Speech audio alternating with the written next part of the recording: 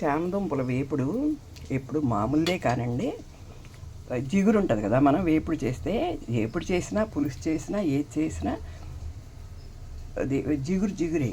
నేను ఎయిర్ ఫ్రైయర్లో పెడదామని పెట్టానండి. అవి పెడితే ఇవ్వండి, అసలు జిగురు అనేది లేదు. ఉడకపెట్టేశాను ముందు కుక్కర్లో ఉడకపెట్టేసి ఎయిర్ ఫ్రైయర్లో పెట్టానండి.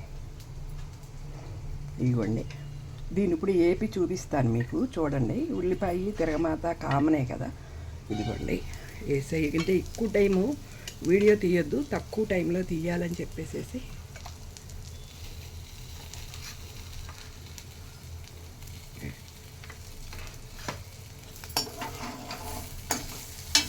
నూనె కూడా తక్కువ పడుతుందండి.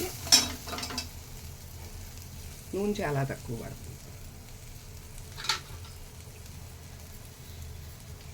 అది ఉల్లిపాయ ఏగుతూ ఉంటుంది. ఈ లోపేమో దానికి మీరు దీన్ని సపరేట్గా స్పెషల్గా ఏమీ చేసుకోక్కర్లేదు. మీరు ఎలా వేపుడు చేస్తారో అలా చేసుకుని ఉడకపెట్టేసేసి ఎయిర్ ఫ్రైయర్లో దుంపలు పెట్టండి.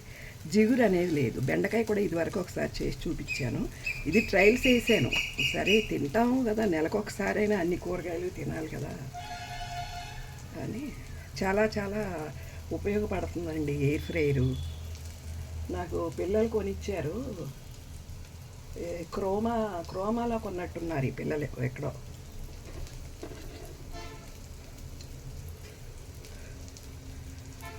నాకు పెద్ద ఇటువంటి ఇంట్రెస్ట్ ఉండదు. పిల్లలు ఇంట్రెస్ట్గా ఎందుకు ఇది కొనేటప్పుడు అయితే నేను వాడను కదమ్మా, ఎందుకులే నాకంటే లేదే అదే ఉంటుంది మేము వచ్చినప్పుడని కొన్నారు.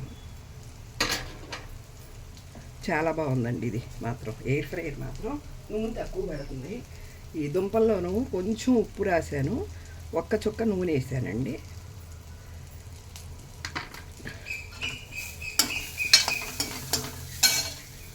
దీనిలోనే కొంచెం సరిపడా కారం వేసేయండి.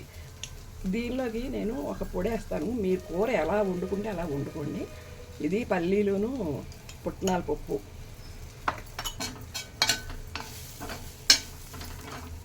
వేపుడికి కొంచెం ఎల్లుల్లిపాయ కూడా మీరే వేసుకోవచ్చు ఇష్టమైతే.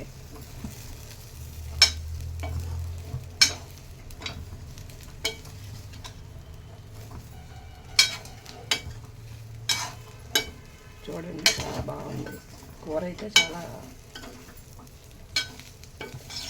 రెడీ అయిపోయిందండి ఇది. మీకు ఇష్టమైతే ఎల్లుల్లిపాయ వేసుకోండి, ఎందుకంటే ఎల్లుల్లిపాయ మంచిదే.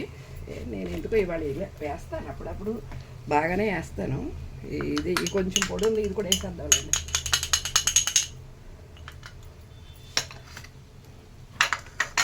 ఓ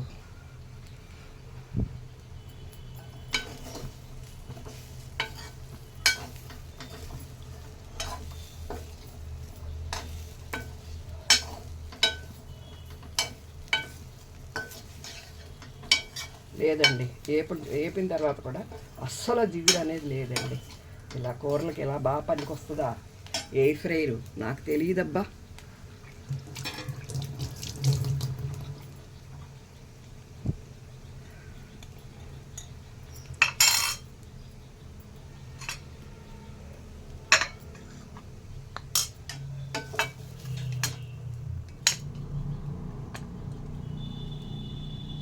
కనిపిస్తుందండి, ఎక్కడ జిగురు అనేది లేదు.